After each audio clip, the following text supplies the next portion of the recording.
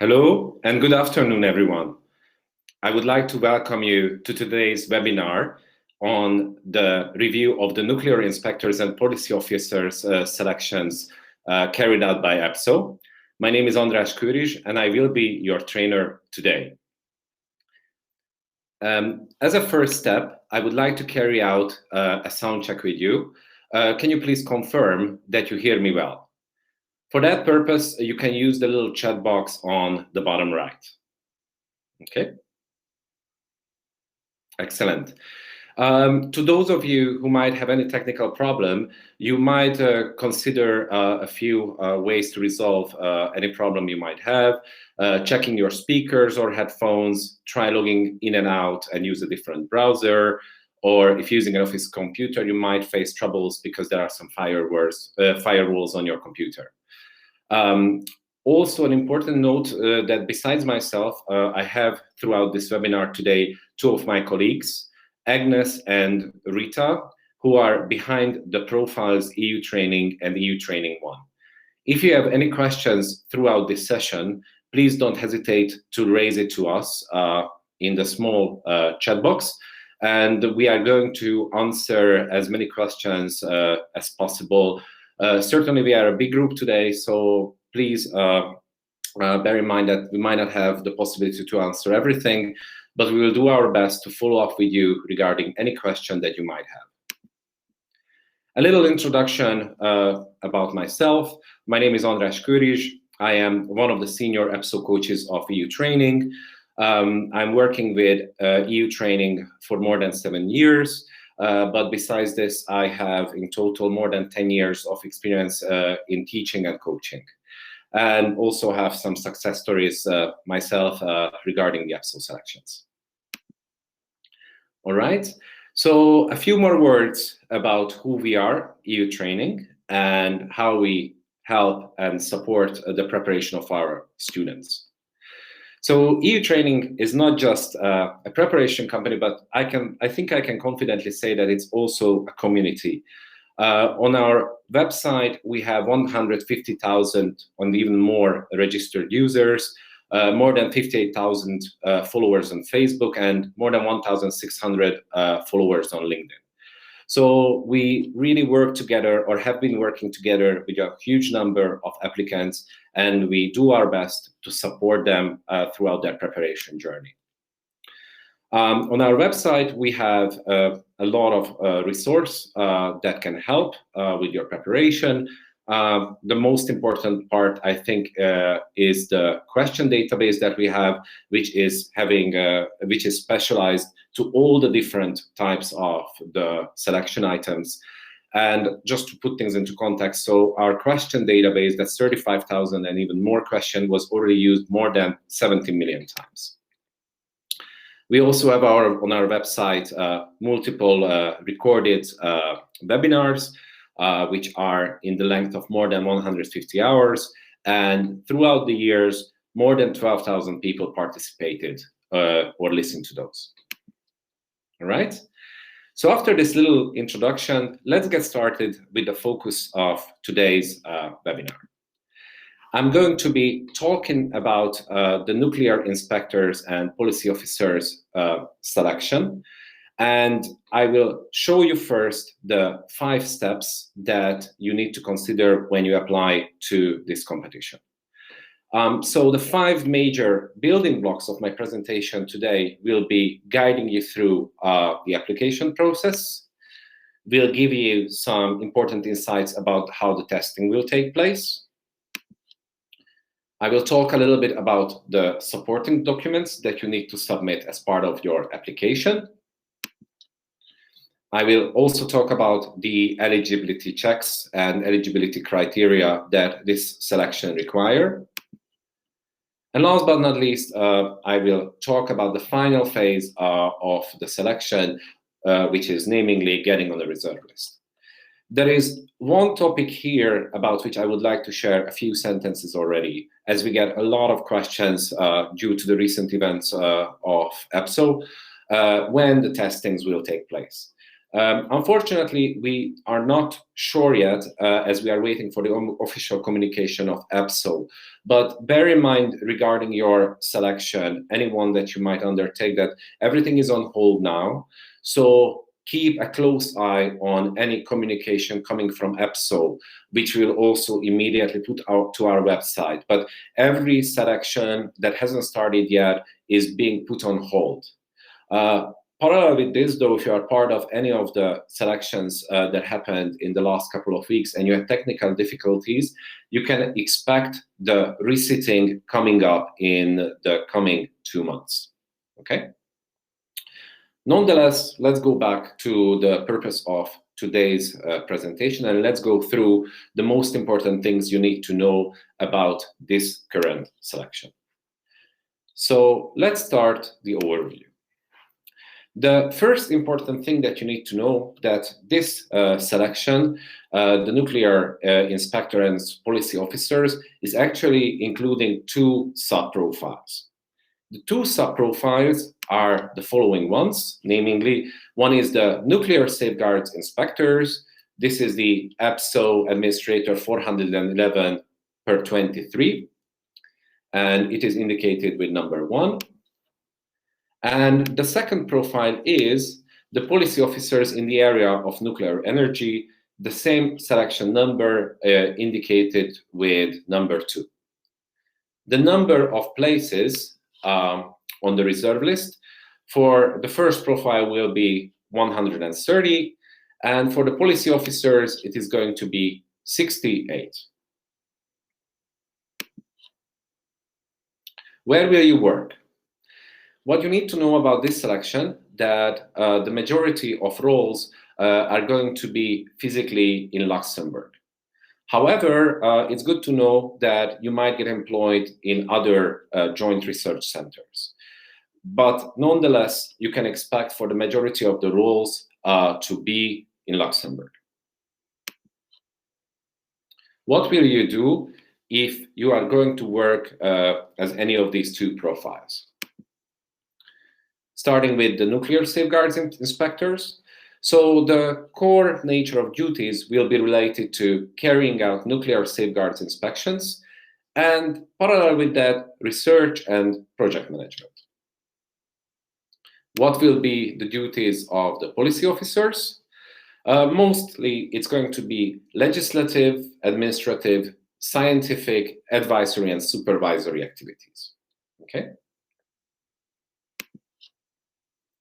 Now, what is important to know that, of course, I just gave you now a brief overview or the most important things about the nature of duties regarding these profiles.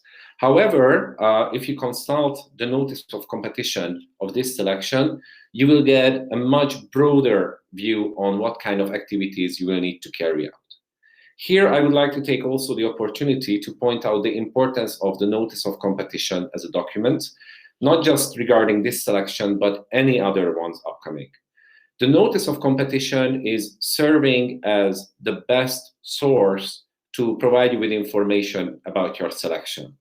What kind of profiles they are looking for, what are going to be the different steps of the selection, how the different elements are going to be scored, will it be a pass mark, or you have to be among the highest scoring ones, and so on.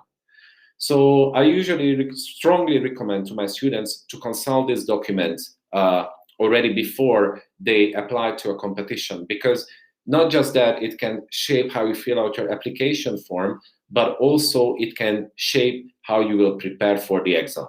We will talk about it here. I will have a few words on this when I will talk about the computer-based test.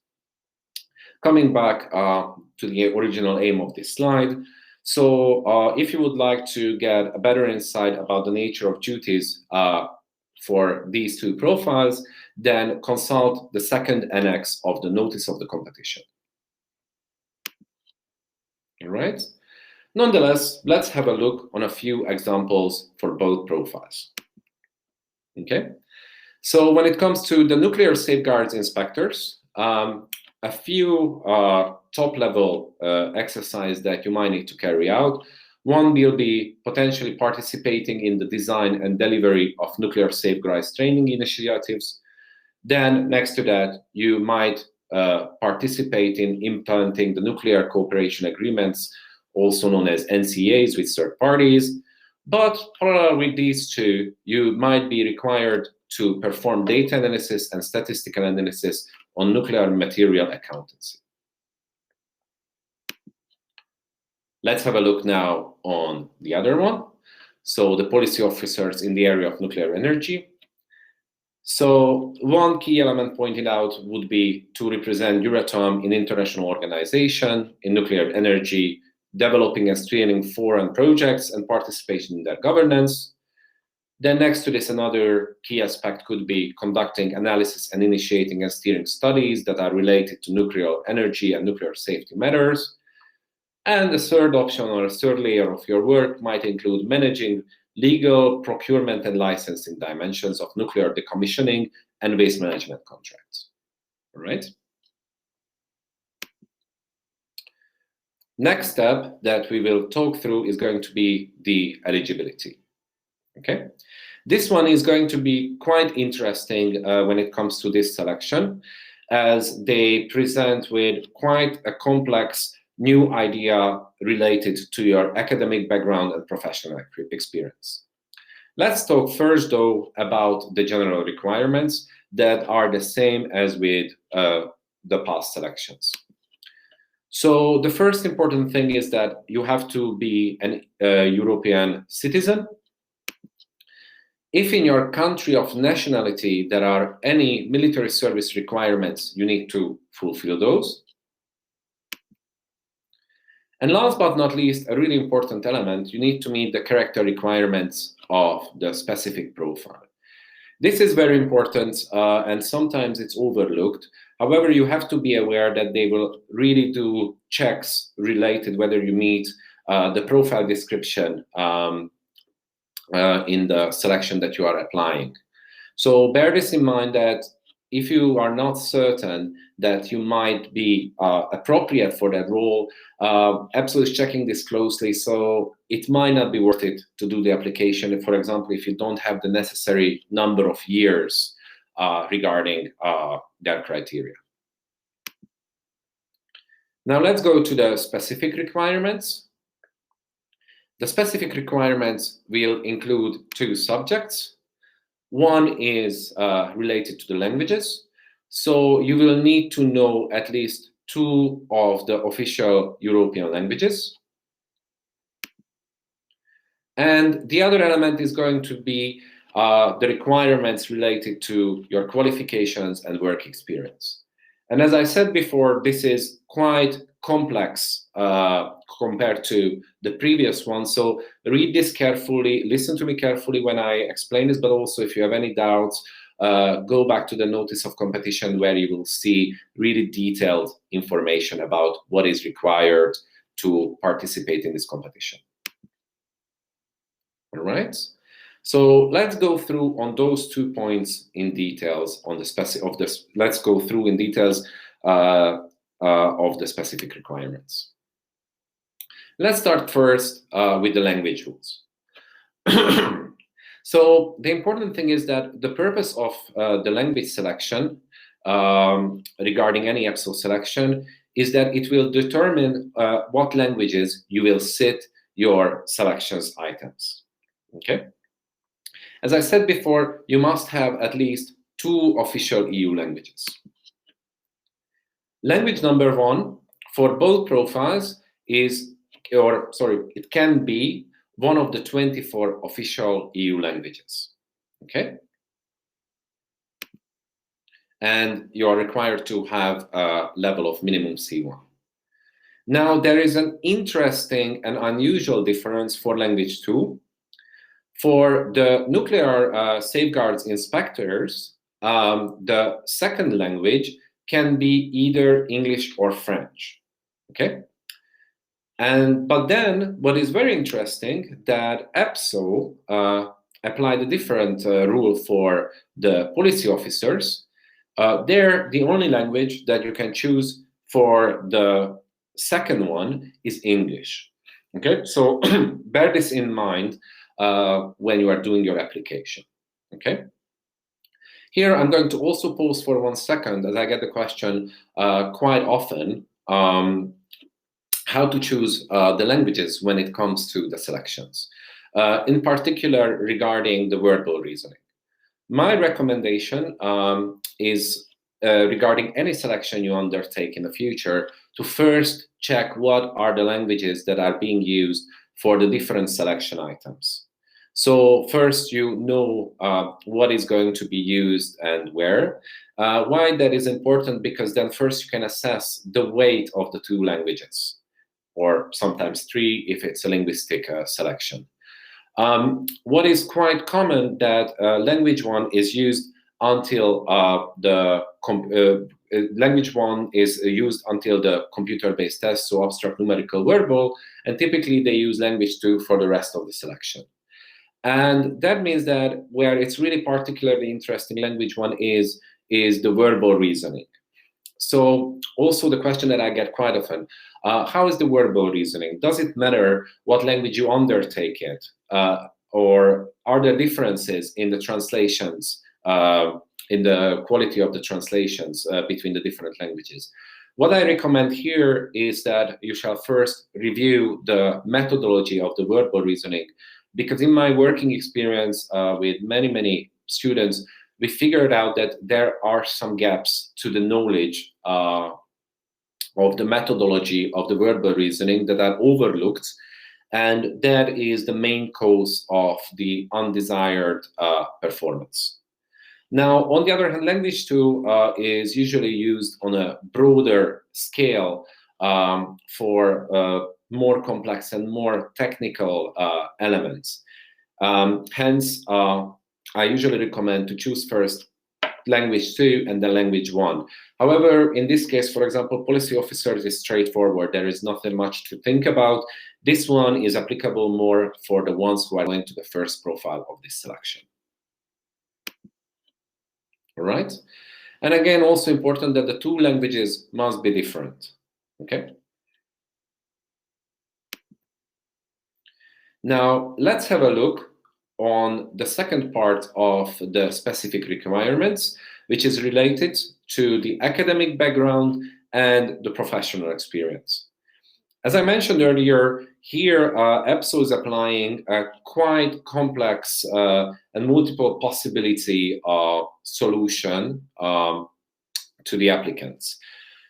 So most probably it will help actually to more students. It will lead that more applicants can apply to this specific selection. However, check closely still if you are meeting any of those possible scenarios. Okay, so let's have a look on those which they are.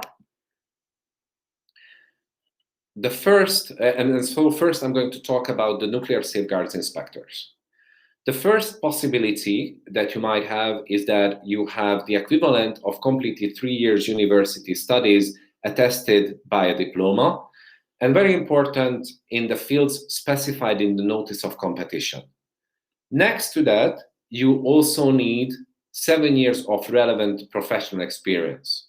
So what is important to understand that you need both of these to be eligible to participate.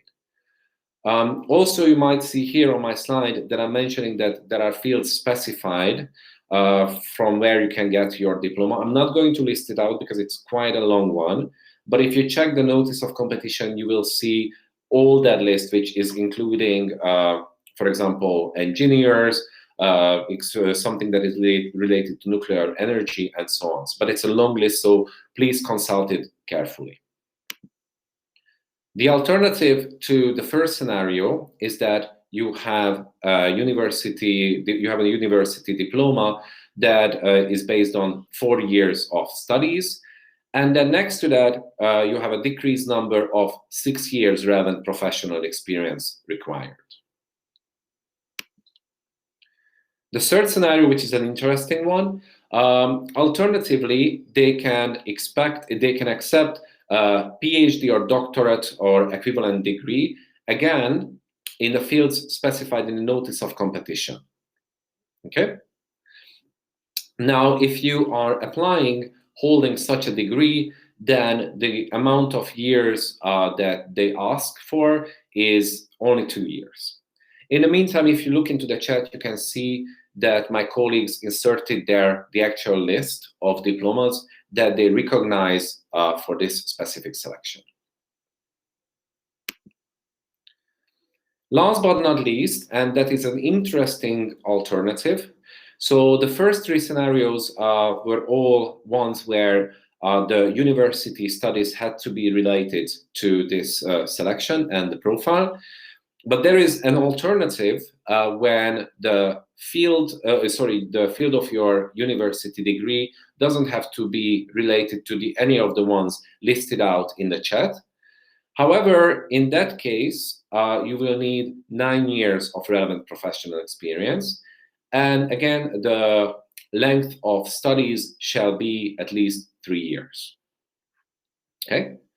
So this was the criteria for the academic background and the professional experience for the nuclear safeguards inspectors, after which now I'm going to go for the policy officer one.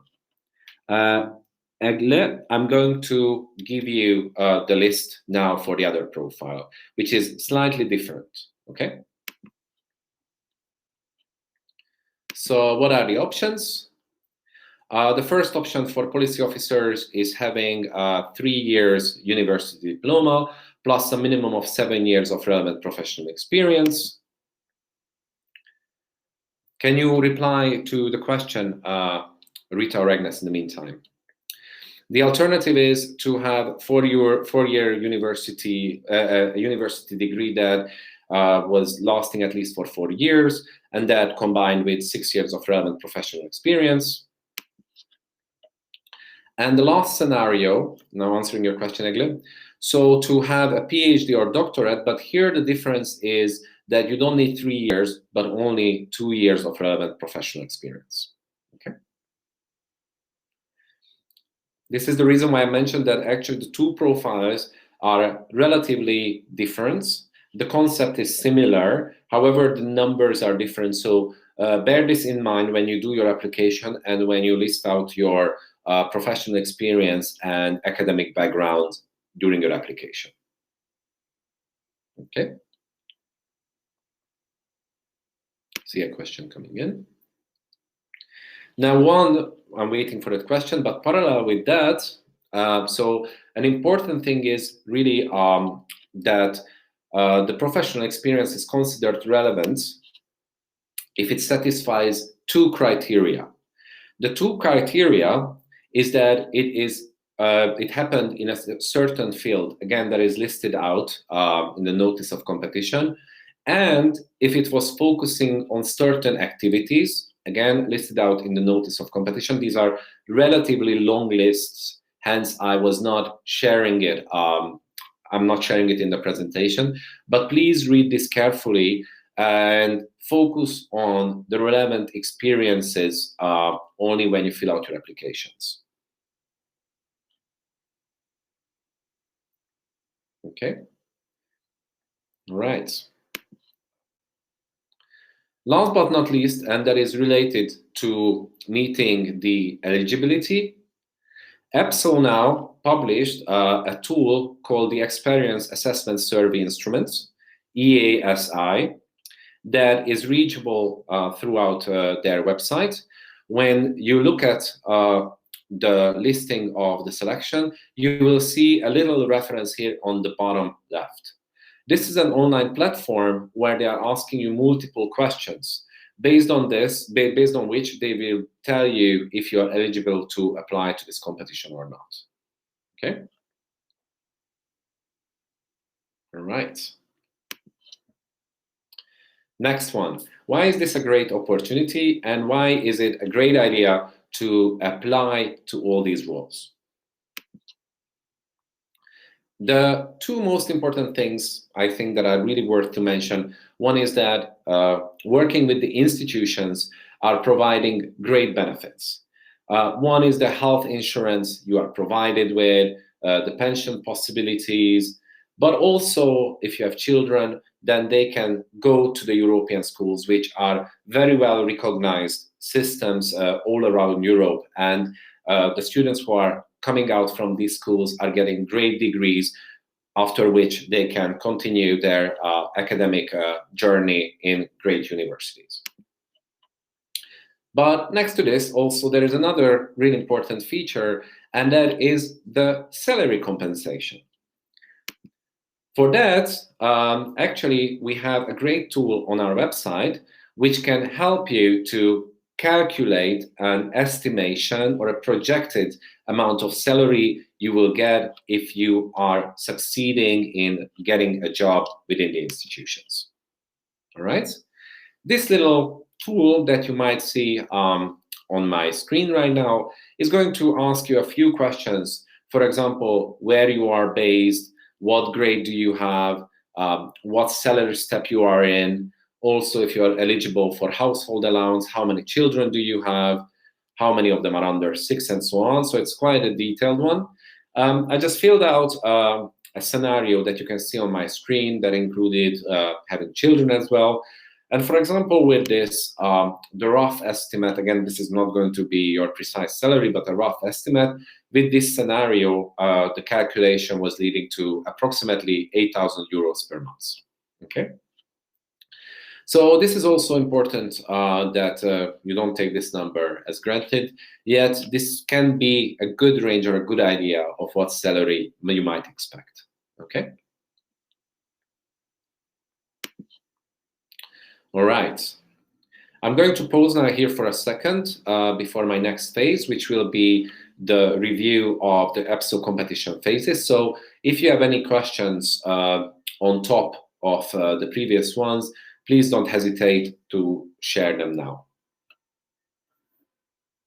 Also, if you have any other questions, Agnes, Rita, that came in any other sources, please share it with me. I have a little tool with me on which I can read further questions.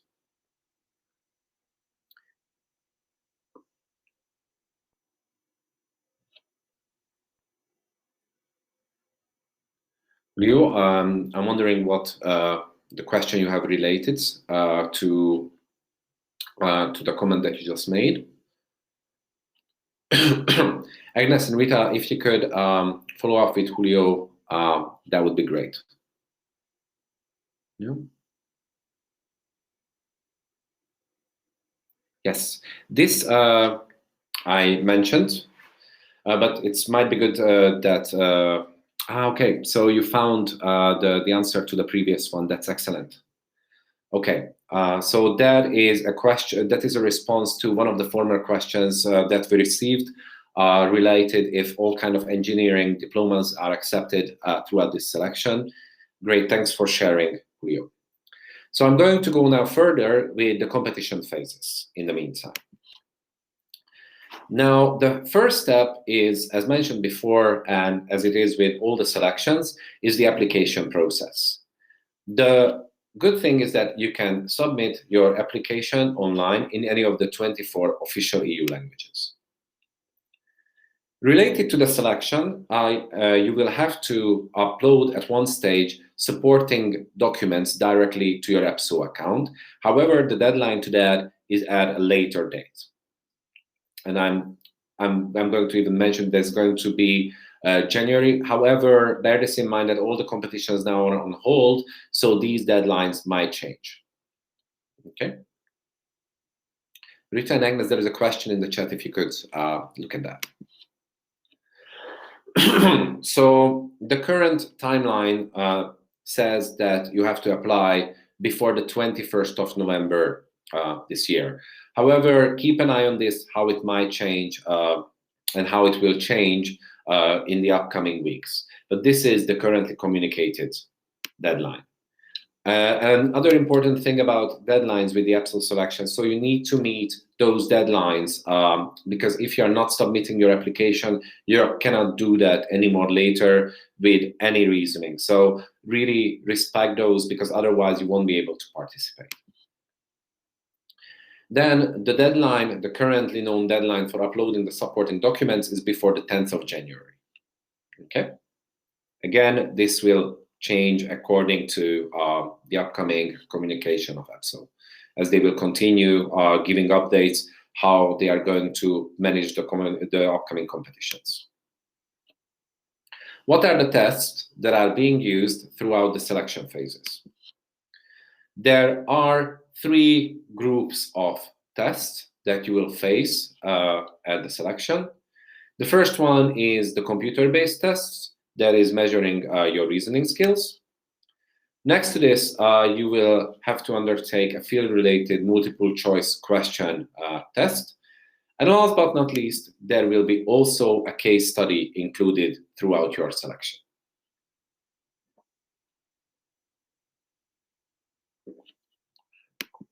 All right. Now, according to our current knowledge, all these tests will be carried out online, remotely proctored and on the same day. But I would strongly recommend that you keep an eye on this as well, because with the recent troubles of the competitions that took place within the last 2 months, we would not be fully surprised if there would be an alternative being offered, especially with the staggering rate of failed test, or where there was a technical issue. It was really huge, the percentage of cases where there was a technical matter.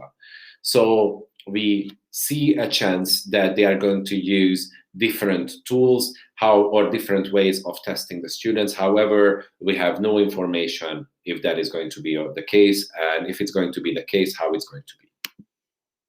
All right. So let's go now through the details of these 3 groups of tests. I will start first with the computer-based test. The computer-based test is going to be in language 1. And what is great and has been a recent change from EPSO, that it's a pass and fail concept. Okay. In the past, students were ranked based on their computer-based test results. However, now this part, the abstract, numerical, and verbal, are applying for most of the competition a pass and fail mark. Also, it's important that it does not count towards your final score. Okay. One more thing I wish to highlight here, though, that it's a pass and fail here, and I will detail to you in a second the scores that you need to obtain. However, bear in mind that if you go to other competitions, we actually saw that for the economist selection, there was actually a minimum score that was different for the numerical reasoning. So they really seem to use the model that I'm going to show now, but there might be differences. So to be sure, always consult the notice of competition so that you are certainly aware of what criteria you need to meet. The first one, the first test is going to be the verbal reasoning. So here you are going to get 20 questions for 35 minutes. Here you are going to be provided with a text passage, then there will be the question of which is the correct answer you can deduce. You are going to be then provided by 4 statements, and you need to choose the one and only correct answer. Below these points, you can see the major methodological concepts that you need to be aware of, not using external information, how to deal with generalizations, what can you do if you have something as a possibility, or is it factual, and so on. We have multiple resources where we teach our students how to tackle the methodology of the verbal reasoning. So if you are interested, please follow up on our website, as we have great sources to teach you the concepts that are used for this test. The numerical reasoning is having 10 questions for 20 minutes. Here, the main concepts you need to be aware of is the list is how to do the data interpretation of the information you are provided with, what are the numerical reasoning concepts that are being used, and how can you use them throughout the questions. Then also the concept of estimation, how it can help with making educated guesses and cross-check yourself. And last but not least, the important thing that you need to tackle, especially with the online proctored exam, to do the calculation with the online calculator. So how you can, what are the methods that can help to limit down the amount of times when you use your calculator. Okay. Last but not least, on the computer-based test is the abstract reasoning, when you are provided with 5 pictures, and based on the patterns you recognize between the pictures, you need to select out of 5 answers the one that is most logical to be next one. This one is the most time-demanding one, 10 minutes for 10 questions. So here, for example, considerations around time management is really important, and how you manage your time can significantly influence your performance at the exam. Yet, today's training's aim is not to give you the overview of these tests. Today's training's aim is to give you a review of the selection. Now, how the CBT is being scored. So what are those pass marks that you need to obtain, in particular for this selection of the nuclear inspectors and policy officers? So on the verbal reasoning, where you have 20 questions, you need to have a pass mark. In order to pass, you need to obtain at least 10 points. And for the numerical and the abstract, where you have in total 20 questions, you need to obtain 10 out of that 20. Okay. Now here I also like to point out that if you are going to any competitions which is very close and you don't have a lot of time to prepare, you can also think about where you are standing with the different selections, and so you can actually reinforce only one of the two, so that you can compensate for the other one. So these can be always good considerations when you do your preparation, depending where you are standing and how the scoring of the specific selection is. Okay. Now, what is important is that only those candidates who reach the pass marks above will have the results of their MCQ test processed. So this is important, that if you don't meet these pass marks, they won't even look at your MCQ test, which is going to be now the next one, the next topic to discuss. So the field-related MCQ is going to include 30 questions, and for which you will have 40 minutes, and you need to obtain a pass mark of at least 15 points to meet the criteria here. This is going to be in language 2. Now, as I said, you need a pass mark, but parallel with that, what is really important, that you need to be among the highest scoring applicants in order to make it to the next phase, okay? So here is where they apply the rule that they rank the students who can make it to the next phase and whose case study is then going to be evaluated, okay? So this is going to be the key decision maker for the selection, in my opinion, okay? Now, if you are among the highest scoring ones, then they will score your case study, and they will also check your eligibility. So they are usually not giving the results on the spot, and the reason behind that is that they provide the students with the possibility to find any complaints or questions which came up throughout the exam.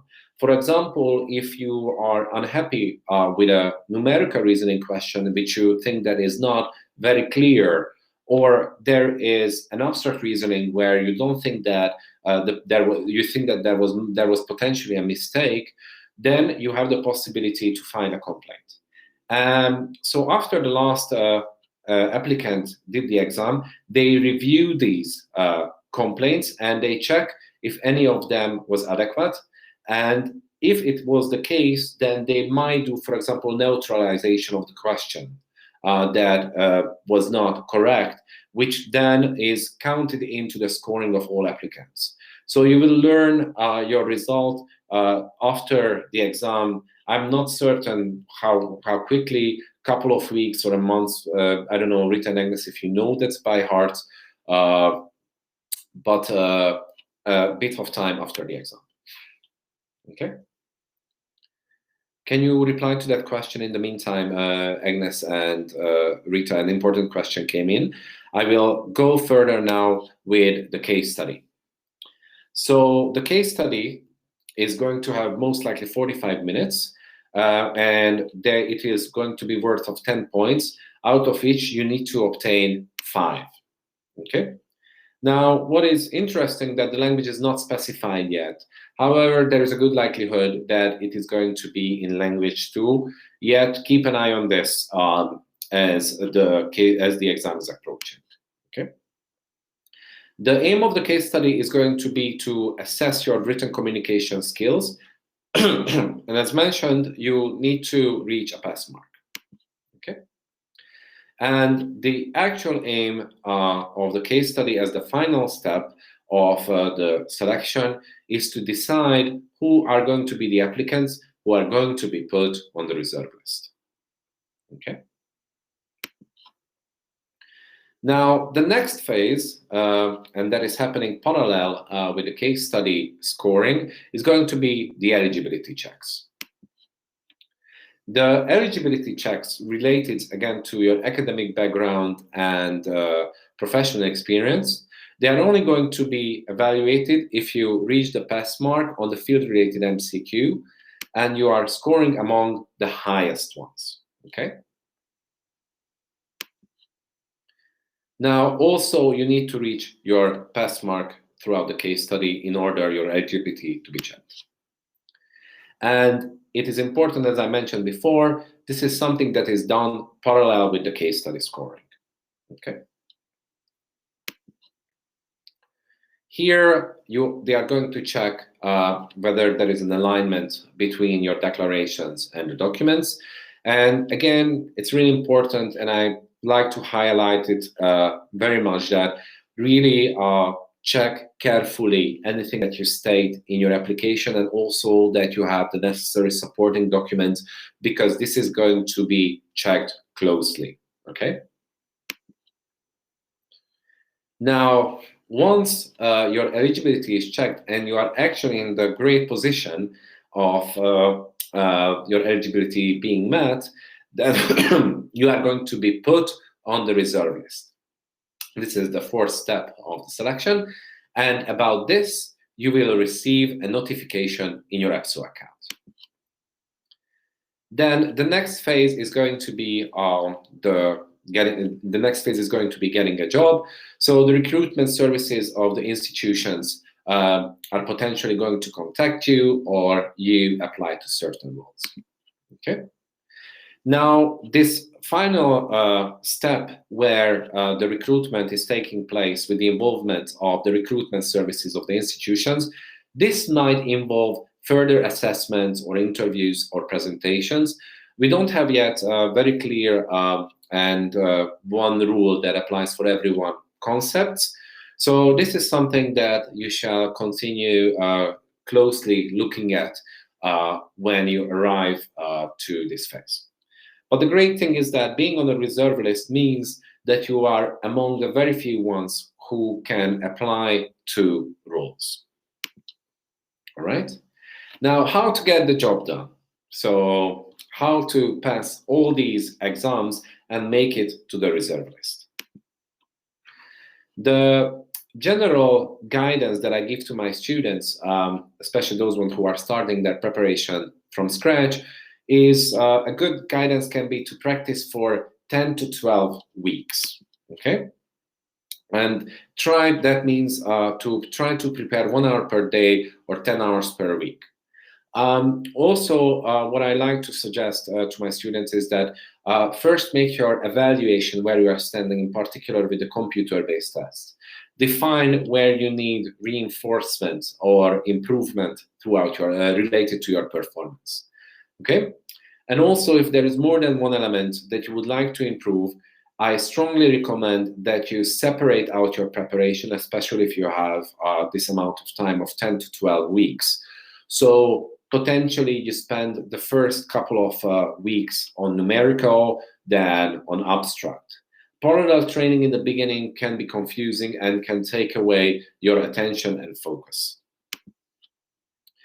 Really important thing, instead of starting immediately with solving problems, I strongly recommend that you review first the test methodology related to all 3 items, and of course, reviewing the necessary legislation or relevant legislation for the MCQ. And then last but not least, also the methodology for the case study. The idea behind this, and I'd like to highlight this related to the numerical, which is one of my key focuses throughout my work.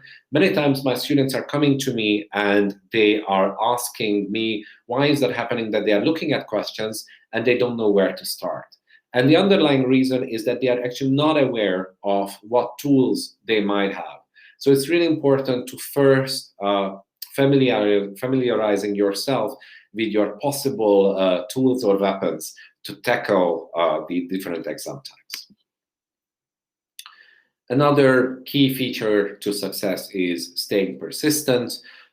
As a trainer, I can tell you is that those students of mine who are continuously doing the preparation and doing the practicing are actually one by one making it throughout their exam for the computer-based test. So staying persistent and doing the practicing is a key element to success. And last but not least, do lots of simulations, okay? I see a question coming in meantime. So how can we support you in this journey? Okay, the previously mentioned supports like the webinars or the databases are all available on our website. Okay, and the question databases are not focusing only on abstract, numerical, and verbal, but we also have field-related MCQs.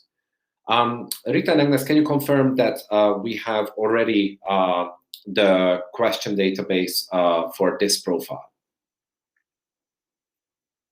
For the MCQ, it's always a good question. They haven't been really generous with this.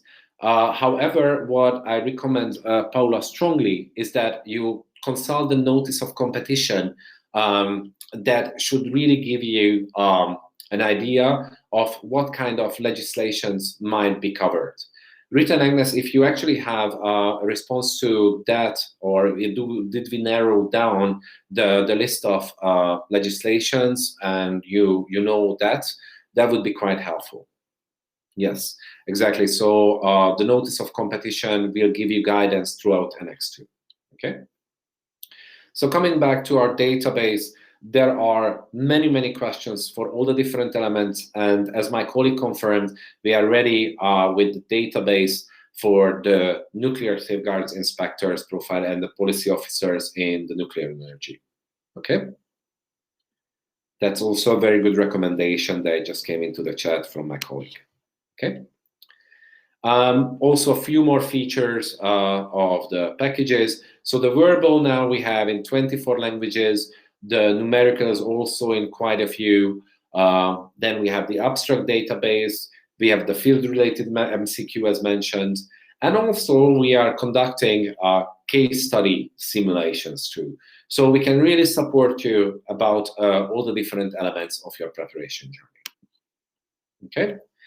Talking about also the webinars. So you can listen for free beginner's guide to the EPSO verbal reasoning test, numerical and abstract too. And besides that, we also have webinars that are focusing on giving pro tips for all these elements.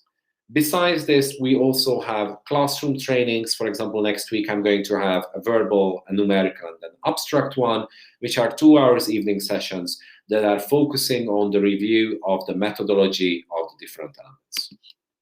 Okay. Now, on top of these, there are, of course, also other free resources that can help your preparation, regularly published articles on EPSO news, and there are some tips and tricks. We also have things related to EU jobs, so vacancies search page and salary calculator, plus on top of that question and answer sessions on regularly held live events, and also ebooks. Okay. Now, last but not least, we also have physical books that are, I think, quite famous in Brussels that you can buy in many shops. And these books are really focusing on specific selections and guiding you through in details of the different selections. Okay.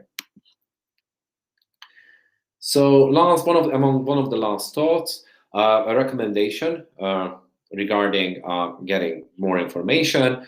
Join the community, join the Facebook group to engage with other candidates, because when it comes to the Facebook groups, there are actually usually very good ideas and very good exchanges regarding any selections.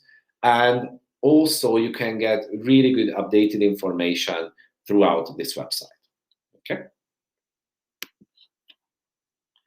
All right, so last but not least, we would also like to offer you a special discount offer after participation here with a 20%.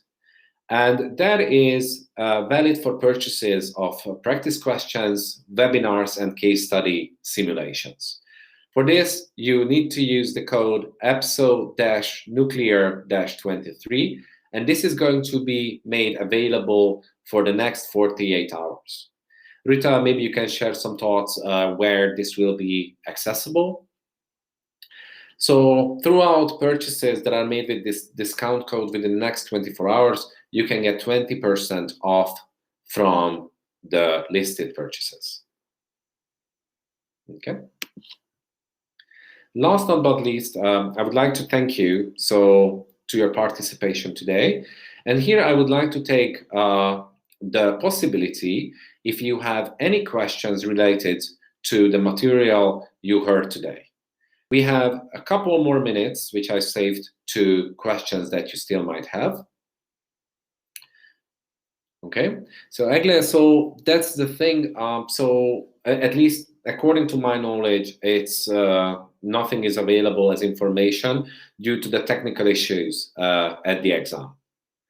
Thanks for going back. So we are waiting for EPSO's communication when they release this holding back of the exams. So the experience that they went throughout the previous selections is something that certainly they should not go further ahead with, and they shall provide the applicants a sustainable and functioning system. And once they resolve that, hopefully that's when they will communicate the new dates.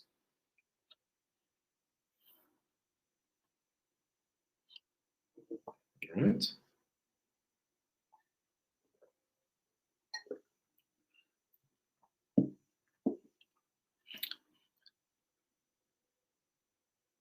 Okay, thanks. So your discount code you will be able to use when you do the purchase while being in your EU training account.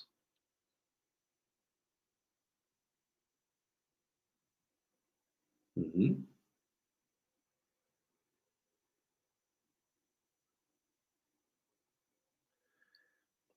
Tanya, I believe that they are not going to, based on the steps, the understanding is that when they rank the students, my understanding would be that they don't recreate that list based on excluded students. That's my gut feeling and what we saw in the past. However, Rita and Agnes, do you have any other information on this? So once they set up the highest ranking students, that is a final list, in my understanding. That means that the successful candidates, the number of the successful candidates might go further down. However, I might be wrong. I don't know if we have any further information about that. The important thing here is that there was no competition yet that is finished. So it's hard to say what happened and how they would do this.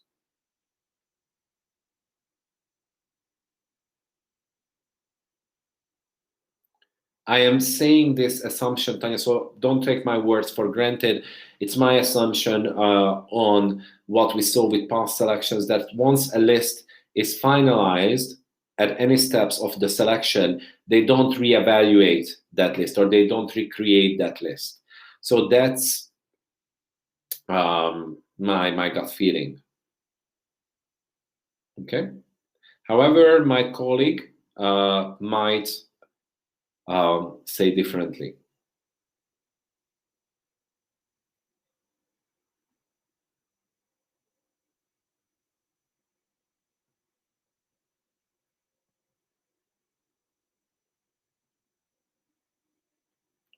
Konstantin's feedback, I think, thanks Konstantin for that feedback. I'm not directly involved in the MCQ parts. However, this is very good and important feedback for us. So I'm suggesting maybe Rita and Agnes that we get in touch with Konstantin to discuss this experience. Again, the difficulty based on the information we have is that it's really a broad range of topics that might be covered regarding every selection. So we are also currently in the phase of discovering and guessing what would be the best source of questions to be used throughout the different profiles.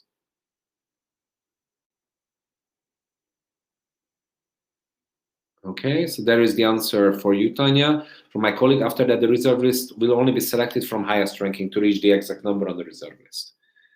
Concerning the numerical, okay. Yes, so you can, Mara, you can insert numbers in from the keyboard, okay? And I even recommend that to my students to use the numerical pad for the numerical reasoning.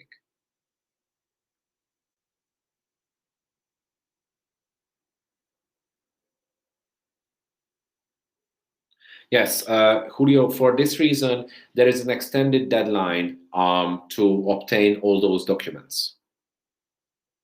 Okay, so that was in the case of this selection. So it was first, the application deadline was end of November, but for the supporting documents, the deadline is mid-January, which might be still a bit short. However, there is certainly a gap. So with good preparation, I hope that this time frame should be sufficient for everybody to get all the supporting documents. That's a bigger challenge that is I'm aware of. Yes. In that case, if the company doesn't exist anymore, I'm wondering if with the supporting documents, for example, pay slips or former contracts that you had with them can be sufficient. So based on, and this is just personal feedback from some of my students and also some friends, so don't take my words granted, but there might be some discussions if there is a good base to prove your experience. Again, certainly you should hold a contract when you worked with a certain employer. Yes, that part that can be tough, and indeed, one should look back and try to get that information. All right, we still have 2 more minutes, so there is time for another 1 or 2 questions if you have anything.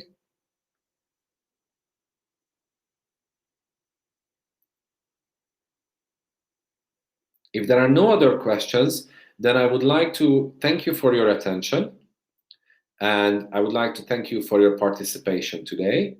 I hope you found the information useful and it will help you with your participation in this competition. The recording of this with the presentation slides will be loaded to the same webcast product when you access this live session form, so you will be able to listen to this again. Okay?